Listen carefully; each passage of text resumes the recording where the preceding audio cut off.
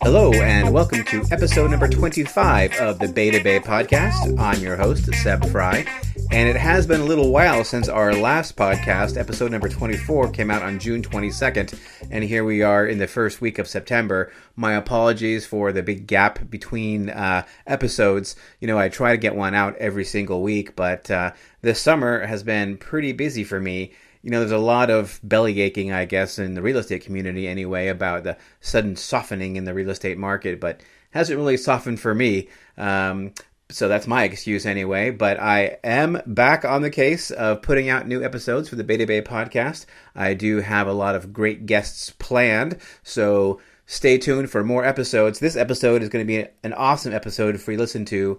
I do have an amazing guest, Lynn Renshaw, and she is with Santa Cruz Together, which you may not have heard of if you don't live in the city of Santa Cruz. But Santa Cruz Together is a grassroots organization formed by citizens of the city of Santa Cruz to fight the establishment of rent control. There is a ballot measure on the November 2018 ballot to establish rent control in the city of Santa Cruz, and a lot of people are all up in arms against it, and including, of course, myself. I'm a realtor. A lot of people would expect that, hey, you're a realtor, you're not going to like rent control, but there's actually a lot of very good, solid reasons to be against rent control, at least as it is written for Measure M specifically for the city of Santa Cruz. So if you are wondering why not rent control, you need to listen to this episode of the Beta Bay podcast and to hear what Lynn Renshaw has to say. So without further ado, let's get into the interview. So Lynn, how are you doing today? Great. Well, thank you so much for making yourself available. I know you're really busy. But here on the Beta Bay podcast, I like to start every episode off by asking my guests to tell us a little story about themselves, to let us know sort of who they are and where they're coming from through a little story. Can you have a little story you could share with us? Sure. Well, so I'm originally from Manhattan Beach, a beach town that was very much like Santa Cruz when I was growing up there. And my parents were engineers with the aerospace program there. So I was just kind of a nerdy beach kid growing up. Okay. And then I came up to Santa Cruz for UCSC. And I can remember when I first came up to tour the campus thinking, this is like going to school at a national park. And, even looking at the picnic benches in the redwoods with a view of an ocean, I was always drawn up here because of the environment. I'd grown up backpacking every summer with my grandfather up in the, California and the Cascades in Washington. And what drew me here was the natural environment. So I went to UCSC and then later on went to UCLA for an MBA, which was essential to my career in software marketing. Okay. What did you study at UCSC as your undergrad? Liberal arts, and then okay. And then marketing and IT at UCLA. Okay. When you were going to UCSC, were you like in the dorms, or where were you living? The College 5 dorms is what they were called back then. That's now Porter College. Porter, so you're a Porter. Porter student, right. Okay. Good to know. All right. So you went, after UC Santa Cruz, you went down to LA, and then when did you come back to Santa Cruz to live permanently? Immediately afterwards. So, okay. My career has always been in technology. And of course, there's a lot of, this is a place to be for technology jobs. I started getting involved in politics after Trump was elected and was working on some things trying to help at the federal level. But then now I'm finding local politics a lot more interesting, and it's a lot easier to move the needle. And there's so many great people that I've met in the campaign. One of the best things about running a campaign, I'm finding, is meeting a lot of really interesting and talented and fun people. Right. Well, go on. Go ahead. Oh, I was going to say that, they say that all politics is local. So I guess if you want to change the world, you can start right here in town first, I guess. Yeah.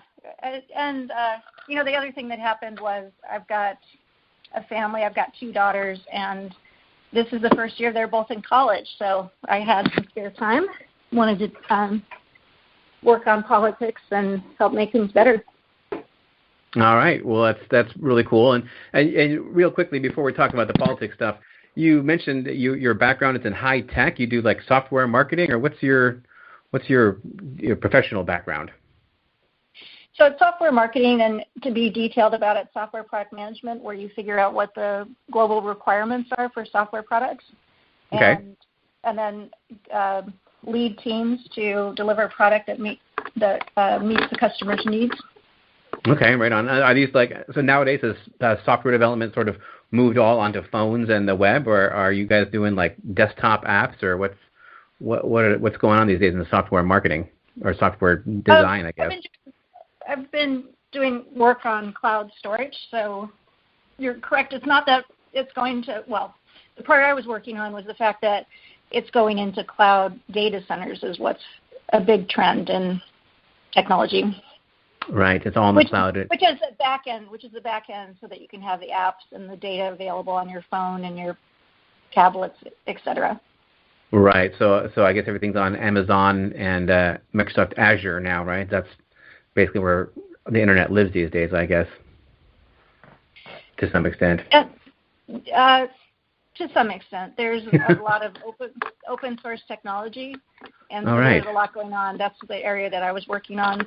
And very cool. I don't want to get too nerdy about it because people will get bored.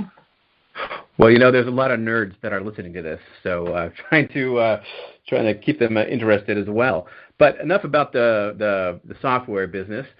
So tell me about Santa Cruz Together. What is Santa Cruz Together? So we have a coalition of about 1,500 community leaders, elected officials, homeowners, renters that are working together to defeat Measure M. Okay. And so how did that all get started? How did it who did you start it? Did somebody else start it? How did it sort of form? I mean, it's pretty new, right? You guys only started in the last few months, is that right?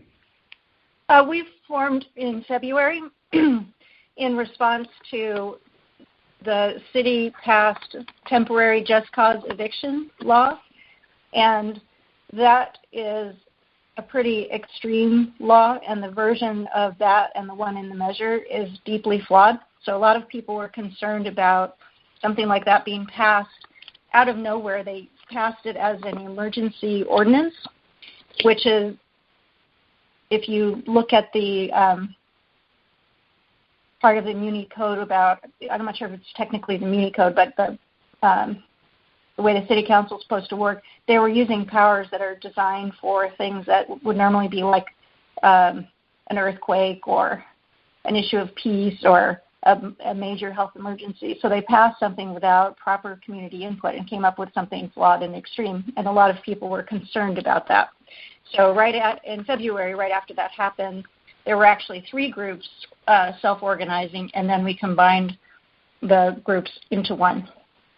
So, I'm pretty interested to hear about that part about the city council. So my understanding is the city council passed this rent control and just cause eviction ordinance in response to a movement from somebody, I don't know who, to put this on the ballot measure, right? So they put this temporary ordinance, which is supposed to, I guess, mirror the ballot measure. Is that correct? So if the ballot measure M is passed, we'll get what we have right now exactly. Is that correct? No, actually, Measure M is more extreme and more flawed than what the city council passed. So there was a 10-minute discussion of the just cause evictions portion, and this is the problematic portion from most people's perspective. And the city had a discussion, identified about 12 areas where there were severe problems, fixed those in their version, and then passed it. So, for example, ADUs, our accessory dwelling units, are not exempt from just cause evictions. And the just cause evictions portion says that at the end of a rental agreement, like the end of the lease or a month, or also with month-to-month agreements, the renters get to stay, whether or not the owner wants them to stay. So if you had a problem tenant in an ADU, for example, that is a difficult situation because they're literally in your own backyard, let's say 8 feet from your family. So the city council, in discussing ADUs, briefly said, oh, that's a mistake, let's take that out. So the city was able to, in a quick discussion, fix some of the major flaws, but the initiative was not able to fix those flaws because it is an initiative.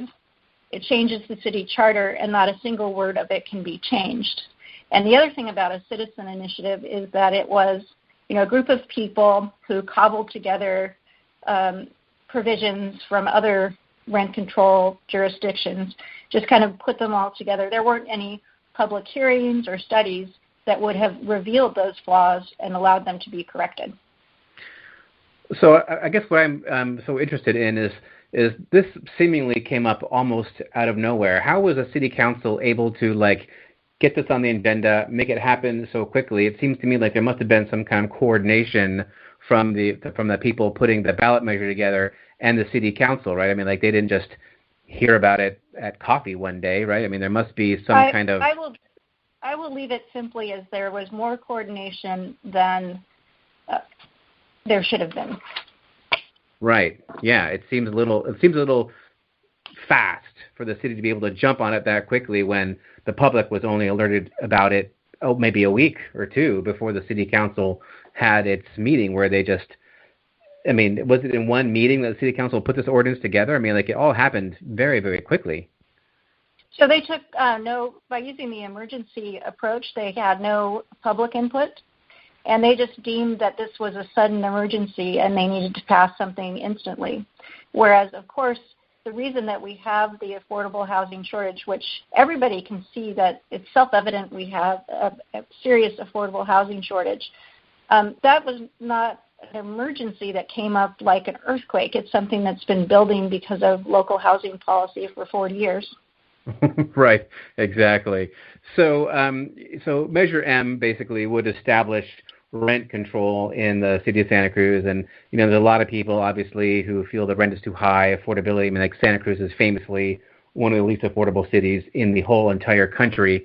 So what is wrong with rent control? Why are you fighting the idea of making this a more affordable place to live? So the portion that people object to, kind of in order, there's three pieces to this measure. So there is a limit to rent increases on apartments, only rent increases on apartments, not initial rents, not rents on single-family homes.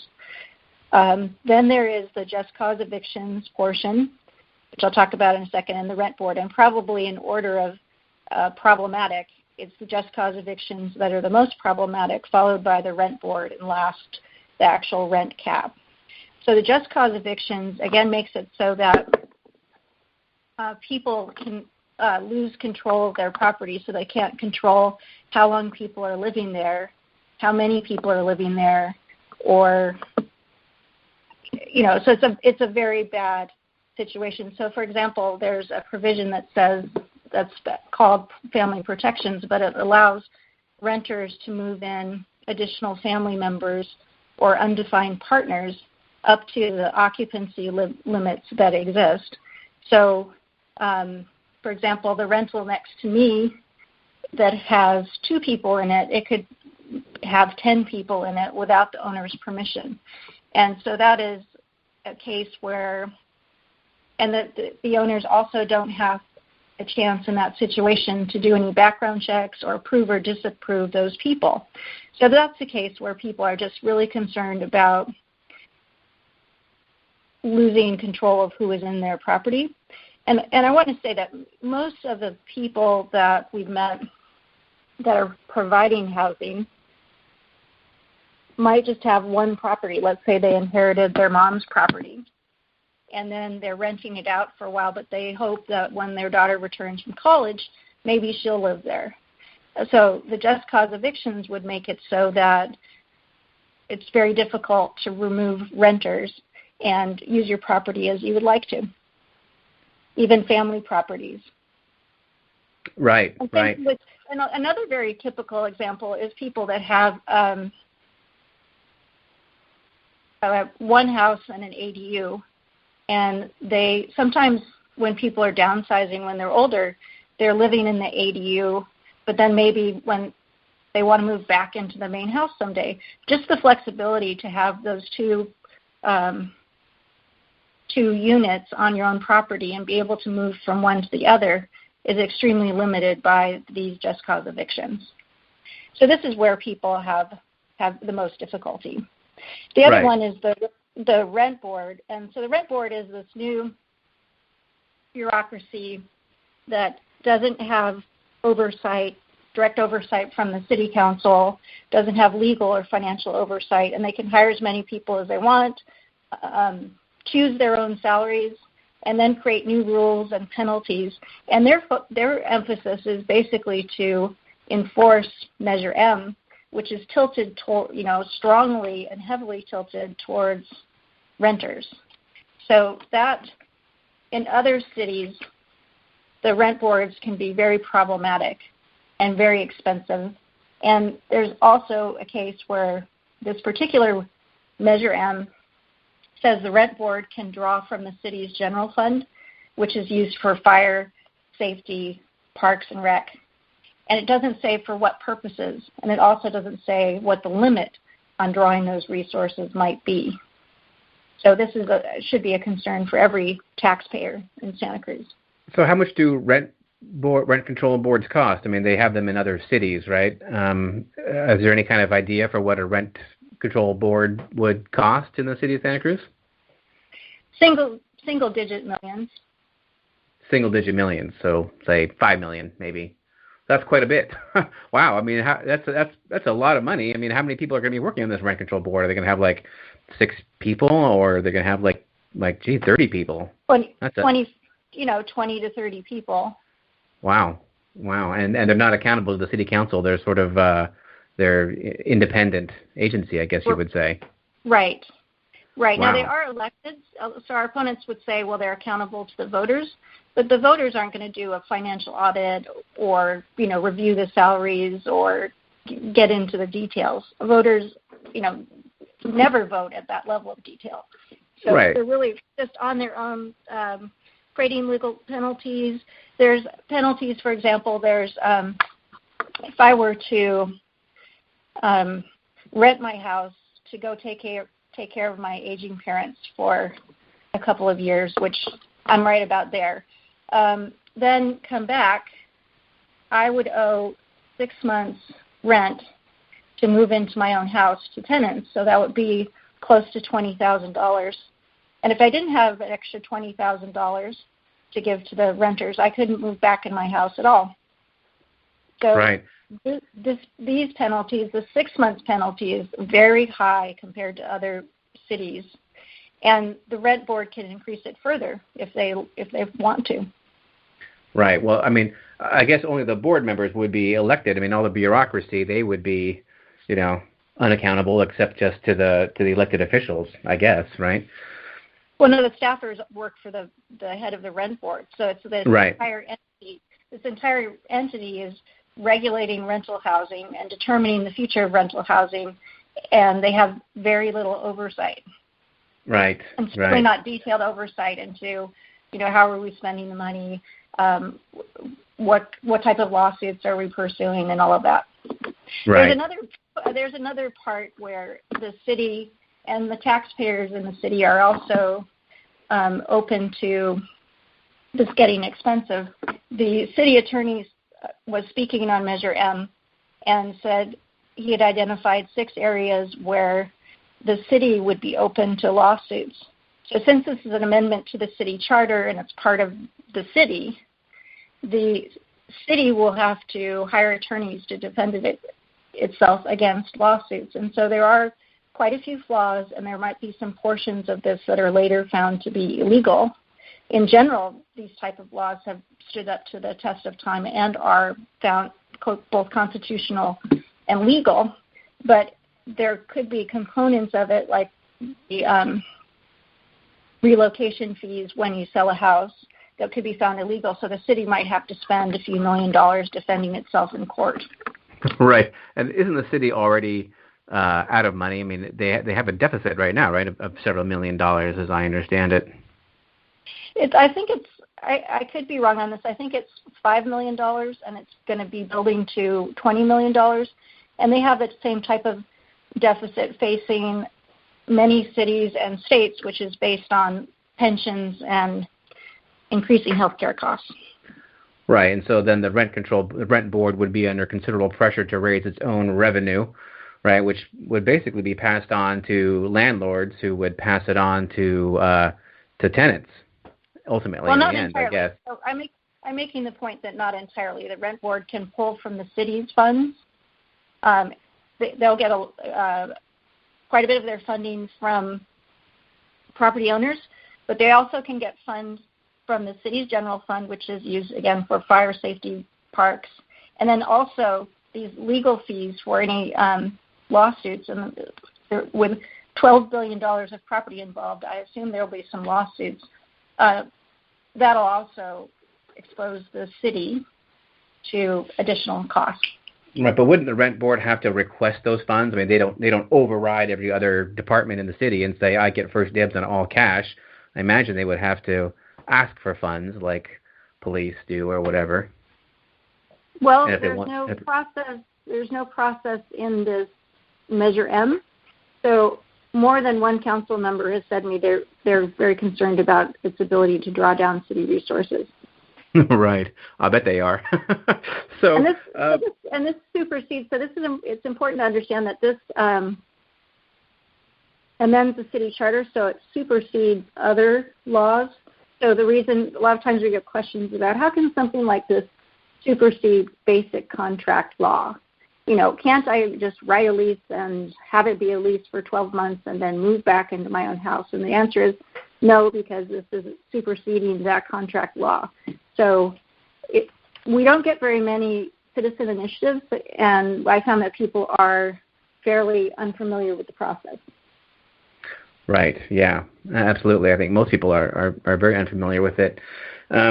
But let me ask you this, I guess, which is probably maybe the crux of the matter for people who are in favor of Measure M, is that, you know, won't this, despite all the flaws with it, won't it result in cheaper rent for people? No rent. It doesn't decrease rent at large. It rolls back rents to October 2017 for apartments. Measure M does not regulate the rents on single-family homes because it can't. There is a state law, Costa-Hawkins, which says that single-family homes and condos prices can't be controlled. So this is important because in Santa Cruz, 75% of people rely on rental houses. And so they're not getting any lower rents. And in fact, the fact of the high relocation fees actually creates an incentive where people are going to be needing to raise up to $20,000 should they have to pay relocation fees. So that creates more of an incentive to have higher rents on single-family homes, not lower. Right. So you're saying that if Measure M passes, that apartment rents will be rolled back to October 2017 levels. Is that what you just said? Right. Which isn't much of a rollback considering the rents were frozen on February of 2018. So it's only right. People would get rolled back at all. Right. So that's a pretty small rollback. And then how about like rolling forward? Does it cap how much people can have their rent increased every year?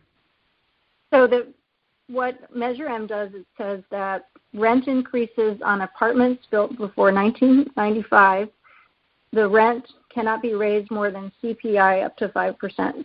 So again, the part that the rent control is pretty narrow. It's rent increases on apartments built before 1995. Right, and it can only go up with the rate of inflation. Now, what about like vacancy control? So like once that apartment is vacated, then the apartment owner is free to charge market rents at that point. Is that correct? That's correct. Right. So new tenants. if you're a student and you're moving to town and you want to rent an apartment, you're going to be paying market rent regardless. Yes. Market rate for rent regardless. Right.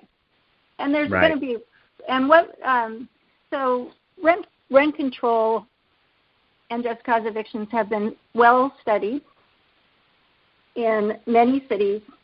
And one of the things that happens is, first, the people that are in the rent-controlled apartments are a little bit less mobile. Not a lot. Like a Stanford study from 2017 in San Francisco found people stayed 20% longer. So the average stay in an apartment in Santa Cruz is 5 years, so maybe people stay 6 years. But then these just cause evictions where people lose control of who's living in their property and how many create an incentive for people to sell their properties, and they're converted to owner-occupied properties because people are not going to want to own rentals. And so there'll be fewer and fewer places available. So you're going to have more competition and then unlimited rent and unlimited initial rents. So that will push prices even higher. If you look at San Francisco and Berkeley that have rent control, those are not inexpensive cities. Those are very expensive cities. Right. They're very expensive cities. And I think that one reason why they're pretty expensive is because there's obviously nowhere near enough construction going on to meet demand. And I think that's what a lot of people who are against Measure M are worried about, that it will sort of tamp down any enthusiasm, even though there isn't much enthusiasm to begin with, for creating more housing, which is ultimately what's needed, right? I mean, rent control is essentially a Band-Aid, right? I mean, is there any rent control in Detroit? I haven't heard about it. Yeah, well, it's a supply and demand problem. So we have demand and supply. And then the thing that's ironic about Measure M is that it'll decrease the rental housing supply. And so it's doing exactly the wrong thing. You have a supply and demand problem, so you're going to solve it by having less supply. Right, so not only is it going to tamp down new construction, it's going to reduce the existing supply because homeowners and mostly homeowners, I guess we're talking about here, are not going to want to risk having to rent indefinitely to somebody they may not want to be renting to anymore, and so they'll just say, you know what, I'm just going to cease operation as a rental, and that will drive up the amount of properties available. Have there been any kind of studies that have been done which show how much supply gets reduced when something like this comes into force? So there is a great deal of evidence because the rent boards have to do an annual report, so they're tracking all kinds of measures. In Berkeley, in the decade after they passed rent control, they lost 14% of their rental housing supply. 3,100 rentals were converted to other purposes like owner-occupied housing. If that happened in Santa Cruz, that could be 2,000 units. In Santa Monica, they've had this in place for a longer time, and they have 9,000 units that have been withdrawn out of 36,000. Wow, that's incredible. That's the first time I've heard these numbers. That's a staggering loss to the rental supply. Right. So we have these links to these rent board reports on our website, which is santacruztogether.com/resources. So this is very well documented phenomenon. And I'd like to point out that there is an even higher reliance on single-family homes in our area.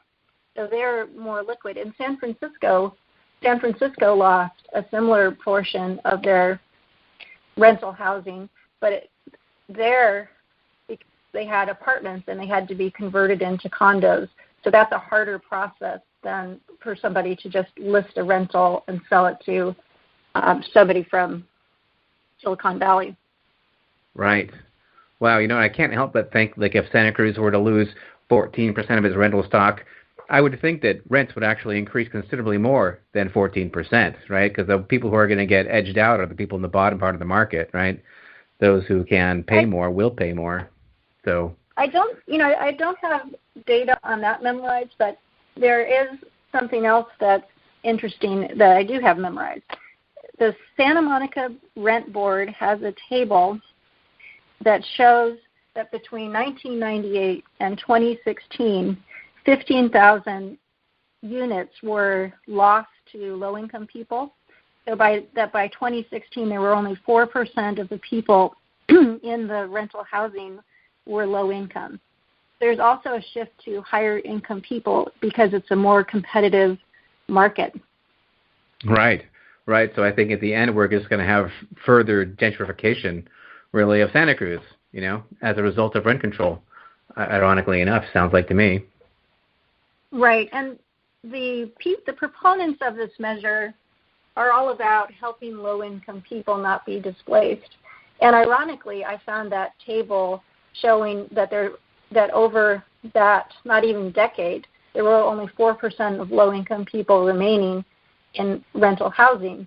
I found that in a report that they were using to promote their side, which I found very ironic.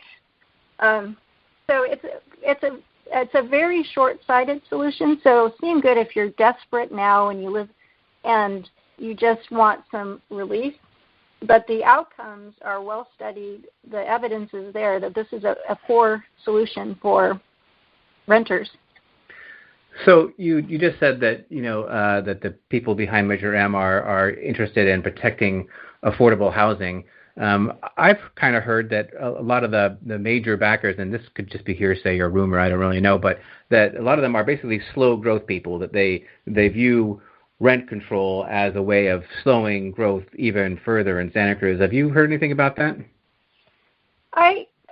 There are a lot of, not in my backyard, a lot of NIMBYs in town. I don't think, my sense of the proponents is that's not primarily where they're coming from. Right. So you think maybe that the folks behind Measure M, they are really well-intentioned people, that their goal really is to help people, have a more affordable place to live, but maybe they're just going about it or the way it's going to have the opposite result, I guess, in the end. Well, and remember, nothing is getting more affordable. So if somebody's rent is 50% of their income now, which is a shame, and is happening all over the Bay Area and in various places across the country, if your rent requires 50% of your income now, it'll be 50% of your income after this measure passes. Right. So exactly. One of the problems is that for voters who think rent control, 2 words, sounds good, rent's the problem, let's control it, without understanding the details. So part of what we're trying to do and part of what you're helping me do is help people understand exactly what it is, and the cumbersome other parts that come with it, these just cause eviction. Now, I want to mention, too, that this is not this should concern everybody in the city of Santa Cruz. It's not just about renters. There are rentals distributed through nearly every street, every neighborhood in the city of Santa Cruz.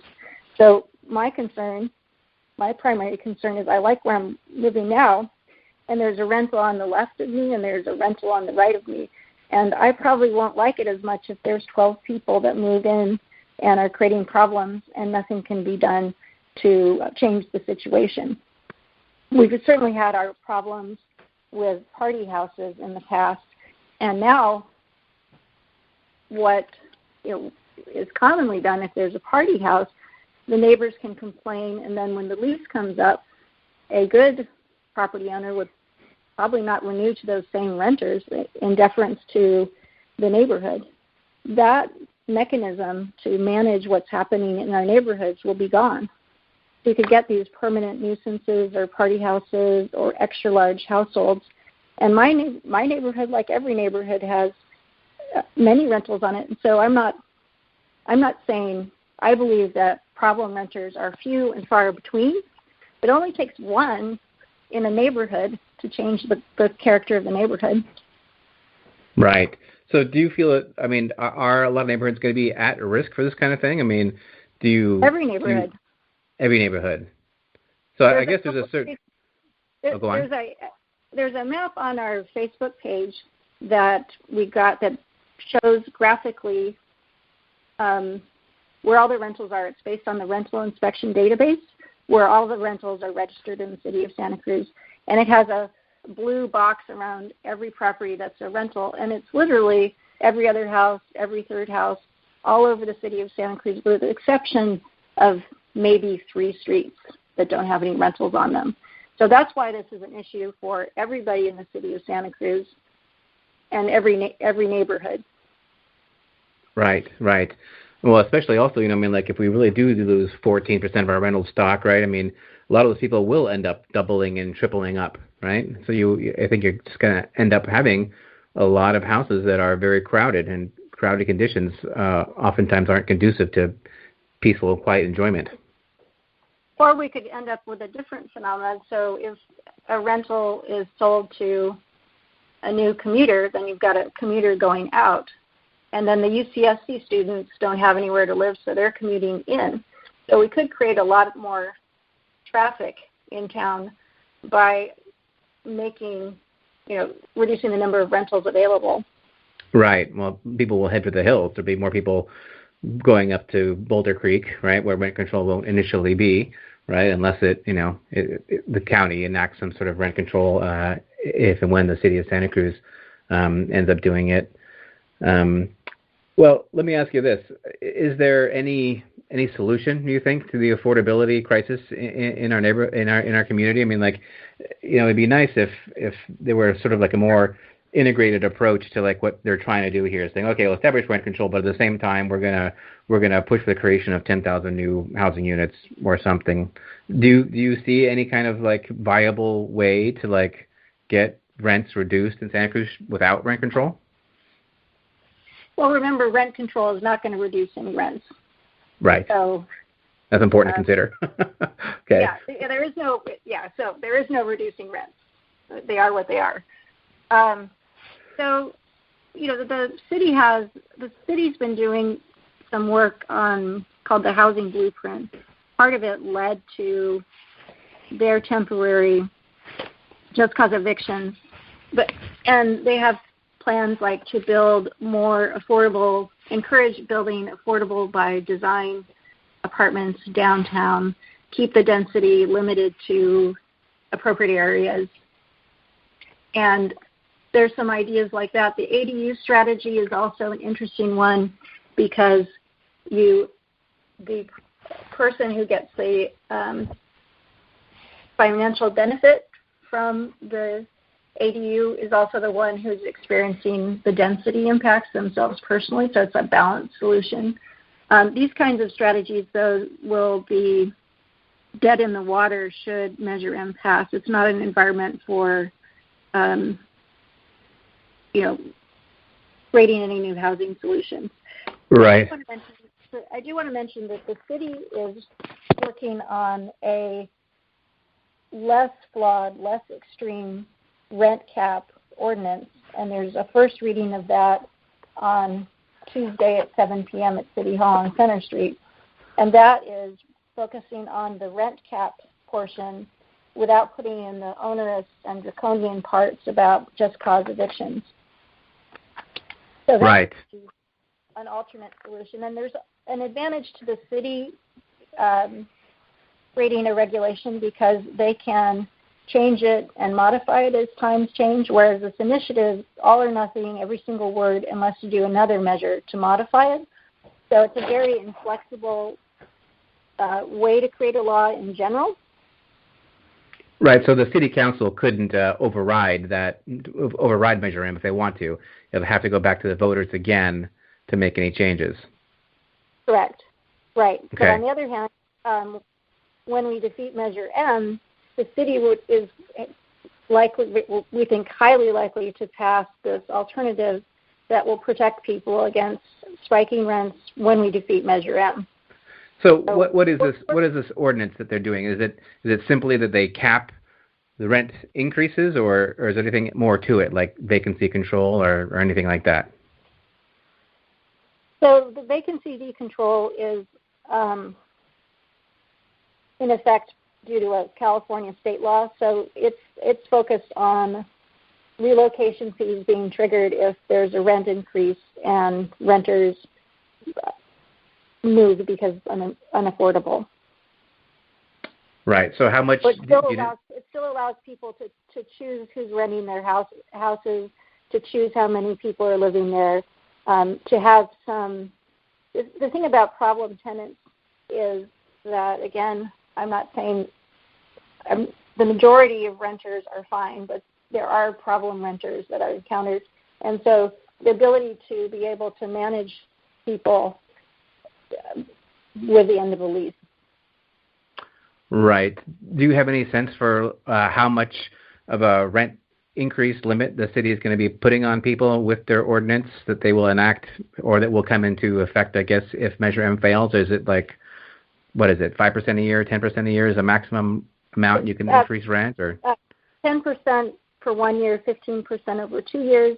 Those numbers have been used in other cities, like Portland has a rent cap ordinance like that.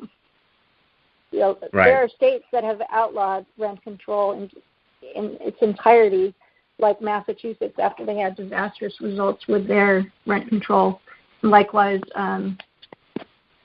Oregon was trying to put something in place that isn't this whole extreme just cause evictions. I want to mention one other thing about why Measure M is so extreme. So first of all, passing any new rent control is extreme. Only 3 cities have done it after seeing the results in the failed experiments in San Francisco, Berkeley, Santa Monica, cities that are very expensive to live in, even with this type of law. And then another way it's very extreme is that it's regulating single-family homes and what ordinary homeowners can do with their houses and their ADUs, their ability to move in and out of their primary residence. That is extremely rare. And there's only a couple cities that have done that. And for example, Richmond is one, but they have homeowner protections that basically say if it's your primary home, you can do with it what you like. This Measure M doesn't say if it's your primary home, you can do what you like with it. So that makes it very extreme. And then likewise, this part about regulating ADUs. Most cities and measures have the foresight to go, that is going to be a problematic situation, not controlling who's living in your own backyard. Let's exempt ADUs. Measure M has not exempted ADUs. I can go on. That's just some examples. Right, which is why no one's going to want to be building an ADU to take advantage of the newly liberalized regulations around building ADUs, because they're not going to want to be stuck renting to somebody who they might not want living there after a year or whatever. Yeah, and I found we don't have that many. We have about 500 ADUs in Santa Cruz right now, but I've run into many more people who have an idea that for their retirement, they might build an ADU and have a caretaker there, or they might live in the little house and rent the big house as part of their retirement strategy, or building an ADU as a typical place for your mother to live in. So a lot of people have ADU aspirations that don't have ADUs now, but would not be building them under the circumstances. Right. Well, a lot of people could build an ADU before the beginning of this year, but now the state of California has weighed in, and the city of Santa Cruz has, liberalized the construction rules for ADUs. I think a lot of people would want to do that, but now maybe not so much.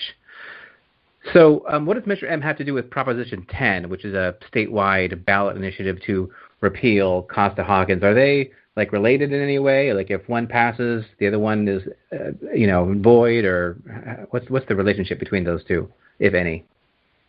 Well, so let me say what Costa-Hawkins is first, which is, so Costa-Hawkins was passed at the state level 10 years after the rent controls went in the 80s. So the batch of rent controls, the same city, Santa Monica, San Francisco, Berkeley, passed 79, 80. Back when we had double-digit inflation, you could see why it would happen if you had the high. A lot of people may not be old enough to remember this, but we had double-digit inflation, so prices were going up extremely fast. That's when these all came in. So then what happened was you were losing all these rental housing units, as I explained in Berkeley, losing 3,100 rental units, and then there was no construction. So it was clear that there was a problem. It was creating more housing problems. So Costa-Hawkins came in to solve the problem. So it said that new construction was exempt from rent control. That's why it's apartments after 1995 are not rent price control. So and the repeal of Costa-Hawkins is called Prop 10. So if Prop 10 passes, then all new construction will be subject to rent control and, again, lead to who would be building under those circumstances. It also found it problematic to price regulate single-family homes and condos. So it said single-family homes and condos cannot be price regulated. And then vacancy decontrol is an awkward title for something that says in between renters, vacant units can be priced to market. And that's just making it a more reasonable environment for people to provide housing. So if these two measures happen, if Measure M passes and Measure 10 passes, then we will have extreme hard rent control over all the property in the city of Santa Cruz. Right. And so, so Measure M will apply to single-family homes as well, correct? Or no? Measure M will not apply. So Measure M puts the just cause evictions portion on single-family homes, but not rent control itself. But if Proposition 10 passes, then they can do rent control also. Right. Yeah. So, Measure M by itself has this part where the just cause evictions makes it very unattractive to own rental property, and so those will be sold. And meanwhile, the rents on them is still unlimited. Measure M alone, it's complicated. Our position is no on M and no on 10. If you think about Proposition 10 jumping in to solve the original problems of severe problems of rent control 10 years after it passed, it's an important piece of moderating. And there's this hierarchy of laws where when the state does something like that, it's basically our observation that the cities are passing poorly done or unreasonable or flawed and extreme laws, and then the state will intervene and put something in at the state level which supersedes it. So that's what Costa-Hawkins is now. Right. So if Measure 10 passes and Costa-Hawkins is repealed, we could see rent control established throughout Santa Cruz, throughout Santa Clara, Monterey, and the whole entire state. Local jurisdictions would be free to do anything they want to with rent control. Right, So now, for another jurisdiction to get rent control, they would have to pass a measure themselves. Right. But in Santa Cruz, every single family home, condo, literally all residential properties would have the strict price controls, the draconian just cause evictions, the limits on what you can do with your own home during an absence. You get all of that at the same time. Right. Got it. All right. So there's a lot of choices, very important choices that voters are going to be faced with this coming November. I guess the election day is November 6th. Is that correct? Yes. And I want to point out that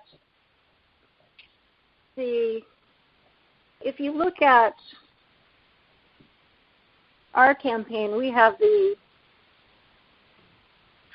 Santa Cruz County Democratic Party opposing Measure M. Again, there are people that might be for rent control, but not this version because it's just so deeply flawed and ill-conceived and harmful to everybody in the city. We have other groups like the Democratic Women's Club of Santa Cruz County, the electrical workers, trades. We have mayors, former mayors, a lot of people that are deep into understanding the nuances to creating good laws are saying this is a bad law and we don't want it. Right. I think that anyone who listens to our conversation that we've had just now, it's kind of, it seems almost irrefutable that Measure M is just a bad idea, and especially considering that the city of Santa Cruz is passing its own ordinance, which will go into effect should Measure M, or when Measure M fails, which would be to limit the amount of rent increases, which, when I hear about, the sad stories that are out there, and they're genuine hardships where people do have their rents increased, substantially in a short period of time. That does create a real hardship, and I think that's a lot of the problem. And that what the city council is going to do with this ordinance is really going to address a lot of the egregious things that are happening to some tenants out there. It does seem much more proportionate than what's going on with Measure M and just cause evictions in particular. Yeah, again, we don't disagree with there being a severe problem and a lot of hardship. And some of that hardship is basically just that the housing shortage comes from the greater Bay Area. There's a lot of money in our community from Silicon Valley, and that drives up housing prices. If a house costs $1 million and you turn it into a rental, it's not like, that's very expensive. But so our property is expensive. So there's a lot of external factors. We don't have a lot of good jobs in town. There's a lot of cool entrepreneurship happening. Something that damages our rental housing supply like this will make it more difficult to attract entrepreneurship and some of the little companies, for example, all the cool ones in the Wrigley building for people who know the town pretty well. That kind of thing is going to be damaged if you can't find housing for people to live in so you can grow a company. And that's why we have the Chamber of Commerce and the Santa Cruz Business Council opposed to this, because they can see it's just going to make it harder for the city to get some better companies and better local economy that'll address the other side of it, which is there's a lot of people who aren't earning enough money to afford the local housing. So it's a complex ecosystem, and pulling a bunch of rental housing out of it is going to have other effects beyond just what somebody's individual rent is. Right. Well, a very wise man once said that eventually a supply problem becomes a demand problem, right? Like if it just becomes so unworkable, unmanageable, unaffordable to live here, that businesses are just going to have to leave, right? And they're going to take that demand for housing with them, because they literally won't be able to operate because they can't find people who are willing to pay what the going rate for property they're buying or renting. And so we really do need to address that supply problem. And Measure M is the opposite of addressing the supply problem. It's worsening the supply problem in many ways. So if people wanted to become one with Santa Cruz Together, do you guys have like regular meetings, or how do you guys meet new members if people want to come and join and help out with the campaign against Measure M? So there's a few things. So go to our website, santacruztogether.com, join our email list to find out what's going on, including meetings that we are holding. Interested people can, they should read we have a summary of the ballot measure. We have a link to the 33 pages if you want to read it all. We have frequently asked questions, and then we have some resources that show the evidence from other cities for people who want to, dive in and understand that firsthand.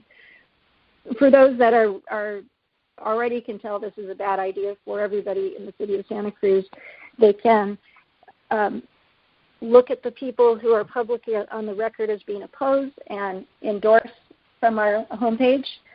There's a button to get yard signs on our homepage. We have about 1,000 yard signs already posted. You'll see them. Anybody in Santa Cruz is seeing them all over town. So join that effort as well.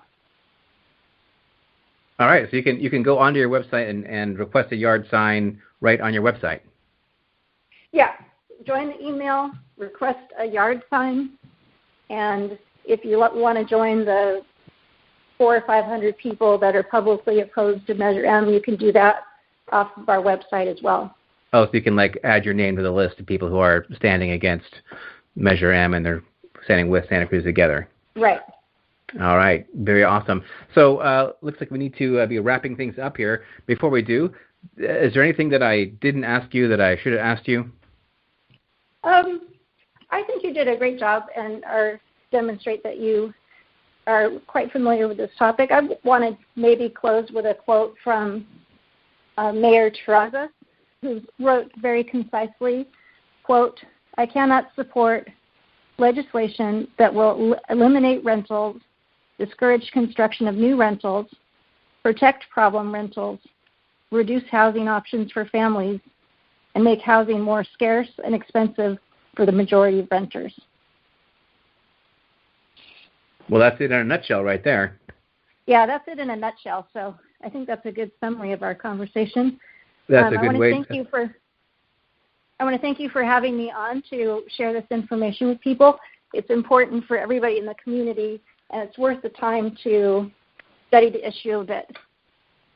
Yeah, very much. Well, Lynn, thank you so much. I learned quite a bit. I thought I knew a lot about it, but you really filled in a lot of blanks for me, so I really appreciate it, and looking forward to sharing this with all of our community. Okay, great. Thank you. All right. That wraps up episode number 25 of the Beta Bay podcast. I hope you found it very informative and educational.